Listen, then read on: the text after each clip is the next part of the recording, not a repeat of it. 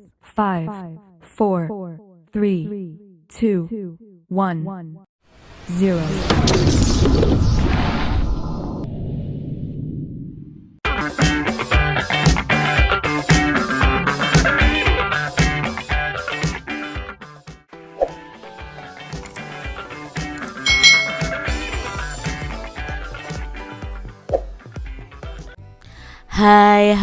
Hai, selamat datang di channel YouTube Kak Citra. Apa kabar adik-adik semuanya? Kak Citra berharap kalian dalam keadaan yang baik, sehat, dan siap untuk belajar ya. Hari ini kita akan belajar bersama-sama untuk mata pelajaran tematik kelas 1. Kita belajar di tema 8, peristiwa alam, subtema 1, peristiwa siang dan malam, pembelajaran yang ketiga. Mari adik-adik yang hebat, kita belajar dengan penuh semangat. Adik-adik, perhatikan nih gambar berikut ini. Mereka sedang bersepeda ya adik-adik ya. Pulang sekolah hari masih siang. Udara siang hari itu terasa panas. Angin bertiup sepoi-sepoi. Angin membuat udara terasa lebih sejuk. Siti mengajak teman-teman bermain sepeda. Siti sudah bisa naik sepeda. Ayah telah mengajarkan Siti naik sepeda. Apakah adik-adik sudah bisa naik sepeda nih? Kalau sudah, wah kalian hebat ya. Banyak permainan yang dapat dilakukan saat siang hari adik-adik. Jika matahari terasa menyengat, kalian bisa bermain di dalam rumah. Jika udara terasa sejuk, kalian bisa bermain di luar rumah. Adik-adik yang hebat, di sini permainan apa saja yang dapat dilakukan di dalam rumah? Nah, pasangan gambar di bawah ini dapat membantu kalian. Perhatikan nih adik-adik, ketika cuacanya tidak terlalu bagus, entah itu mendung atau terlalu panas, kalian bisa bermain di rumah nih bersama dengan teman-teman kalian. Tetapi kalau cuacanya cerah dan sejuk, kalian bisa bermain di luar rumah bersama dengan teman-teman kalian. Misalnya ya di sini bermain ayunan, prosotan, bersepeda dan lain sebagainya. Adik-adik yang hebat, mari kita beri tanda bintang untuk permainan yang dilakukan di luar rumah dan beri tanda lingkaran untuk permainan yang dilakukan di dalam rumah. Kita lihat di sini ada 6 gambar adik-adik. Nah, yuk kita cari tahu mana yang bermain di dalam rumah, mana yang bermain di luar rumah.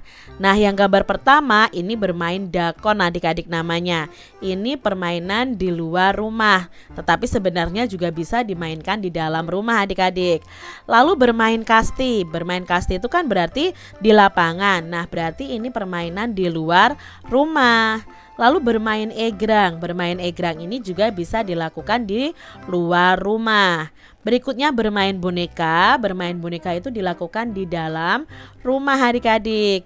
Lalu ini bermain monopoli ya adik-adik ya. Ini bisa dilakukan di dalam rumah. Kalau bersepeda itu dilakukan di luar rumah. Jadi adik-adik sudah tahu ya, mana permainan yang bisa dimainkan di dalam rumah atau yang di luar rumah. Siti dan teman-teman itu asik bersepeda. Mereka mengitari lapangan adik-adik. Nah, di lapangan banyak anak bermain layang-layang. Udin mengajak teman-teman untuk ikut bermain layang-layang. Lihat, layang-layang Udin lebih tinggi daripada Beni. Tahukah kamu mengapa? Karena ternyata tali layang-layang Udin itu lebih panjang daripada milik Beni. Adik-adik, yuk kita hitung panjang tali layang-layang Udin. Perhatikan gambar di berikut ini. Yang ungu adalah layang-layang Udin dan yang berwarna merah kuning adalah layang-layang Beni. Udin dan Beni itu mengukur panjang tali layang-layang menggunakan yang namanya jengkal tangan adik-adik.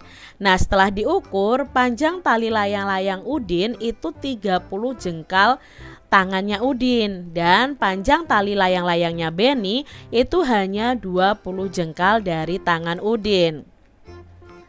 Sekarang coba ukur panjang tali layang-layang Beni dengan jengkal tangan. Apa yang dimaksud dengan jengkal tangan adik-adik?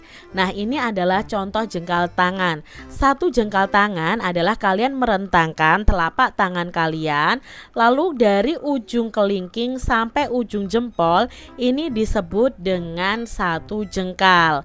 Kalau satu depa itu kalian rentangkan kedua tangan dari ujung tangan yang satu ke ujung tangan yang lain, itu artinya satu depa. Nah, di sini kita masih belajar tentang jengkal adik-adik ya. Perhatikan berikut ini. Nah, ini adalah panjang tali Udin dan Beni tadi. Setelah dihitung, ternyata panjang tali layang-layang milik Udin itu 30 jengkal Udin, dan panjang tali layang-layang Beni itu adalah 20 jengkal tangannya Udin. Jadi tali layang-layang punya Udin itu lebih panjang daripada tali layang-layang milik Beni. Adik-adik, kalian harus tahu bahwa panjang jengkal tangan setiap orang itu pasti berbeda-beda. Orang dewasa jengkal tangannya akan lebih panjang, tetapi kalau anak-anak pasti jengkal tangannya lebih pendek adik-adik daripada orang dewasa. Adik-adik, jengkal dan depa itu disebut sebagai satuan panjang tidak baku. Mengapa tidak baku? Karena panjang tangan dan telapak tangan manusia itu berbeda-beda. Misalnya, Kak Citra mengukur panjang meja bisa 10 jengkal. Tapi adik-adik yang tangannya lebih pendek atau lebih kecil bisa mengukur panjang meja yang sama itu 20 jengkal, karena panjang telapak tangan kita itu berbeda. Contoh satuan panjang tidak baku lainnya adalah bisa pensil, pulpen, lidi, langkah kaki, korek api, dan lain-lain. Adik-adik, hitunglah panjang benda di sekitar kalian menggunakan alat ukur di bawah ini nih. Yang pertama, berapa panjang ikat pinggang kalian. Nah, misalnya di sini kalau dalam gambar ini, panjang ikat pinggang kita dengan menggunakan pensil itu ada berapa pensil? Kita bisa hitung 1, 2, 3, 4, 5, 6, 7, 8. Jadi panjang ikat pinggang ini ada 8 pensil. Tetapi kalau diukur dengan jengkal, ada berapa jengkal? Kita hitung 1, 2, 3, 4, 5, 6, 7, 8, 9, 10. Ternyata ada 10 jengkal. Lalu kita coba lihat di sini berapa panjang penggaris kayu dari Bu Guru. Panjang penggaris kayu ada berapa jengkal adik-adik? 1, 2, 3, 4, 5, 6, 7, 8. Ada 8 jengkal. Lalu penggaris ini ya, ada berapa batang lidi adik-adik? Nah, di sini karena tidak ada pemisah kelihatannya ya adik-adik, ini ada 1 batang lidi. Lalu adik-adik, kalian bisa mengukur panjang tongkat pramuka menggunakan pulpen dan menggunakan jengkalmu sendiri-sendiri. Kalian bisa tuliskan di buku tulis kalian masing-masing. Lalu panjang lengan kirimu adik-adik ya, bisa kalian ukur juga dengan jengkal tanganmu dan pulpen. Lalu berapa panjang tali sepatu bisa kalian ukur dengan jengkal dan batang korek api.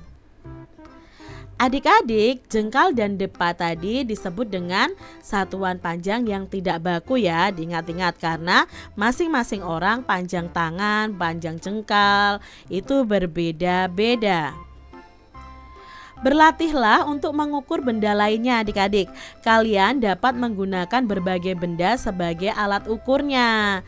Nah, kalian tuliskan nih adik-adik, benda-benda tersebut panjangnya berapa dalam tabel seperti ini. Misalnya ikat pinggang diukur dengan jengkal itu 10 jengkal. Nah, nanti kalian bisa urutkan nih dari benda yang paling panjang ke benda yang paling pendek, atau dari yang pendek ke paling panjang boleh juga ya. Kalian bisa tuliskan di buku tulis kalian masing-masing.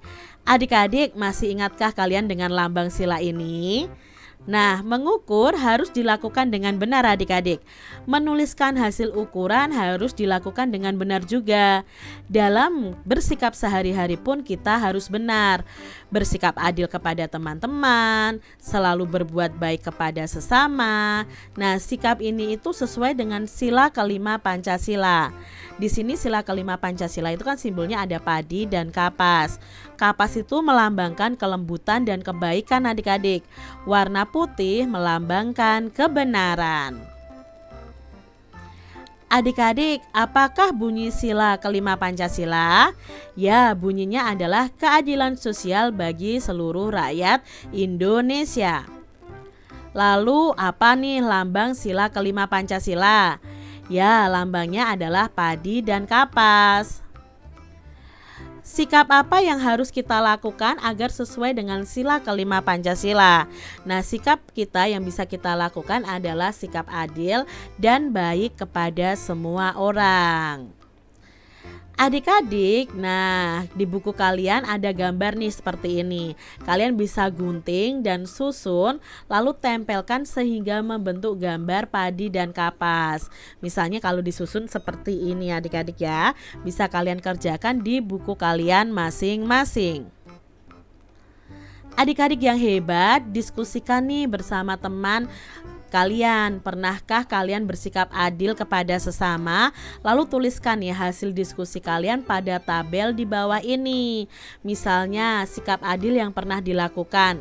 Misalnya sikap adil yang dilakukan oleh ayah apa? Nah, coba adil terhadap ayah apa? Misalnya kamu menghormati ayah, itu termasuk sikap yang adil adik-adik. Berbagi makanan dengan ayah, itu juga sikap yang adil. Lalu sikap adil terhadap ibu, apa yang pernah kalian lakukan terhadap ibu kalian yang berhubungan dengan sikap adil. Terhadap saudara juga begitu.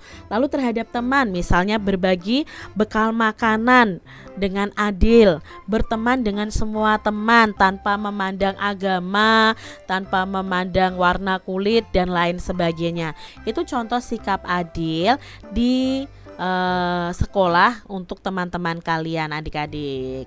Nah adik-adik, ceritakan nih pengalaman kalian di depan kelas, pengalaman saat berbuat adil kepada sesama kalian. Kalian bisa pilih salah satu perbuatan adil atau perbuatan baik yang pernah kalian lakukan kepada teman-teman kalian. Demikian tadi adik-adik pembahasan kita di tema 8 subtema 1 pembelajaran yang ketiga. Semoga video pembelajaran ini bermanfaat ya untuk adik-adik semuanya. Dan sampai jumpa lagi di video pembelajaran Kak Citra selanjutnya. Tuhan memberkati. Jangan lupa tekan tombol subscribe, lalu tekan loncengnya, tekan juga tombol like, lalu share ke media sosial kalian. Jangan lupa untuk ikuti media sosial Kak Citra. Terima kasih.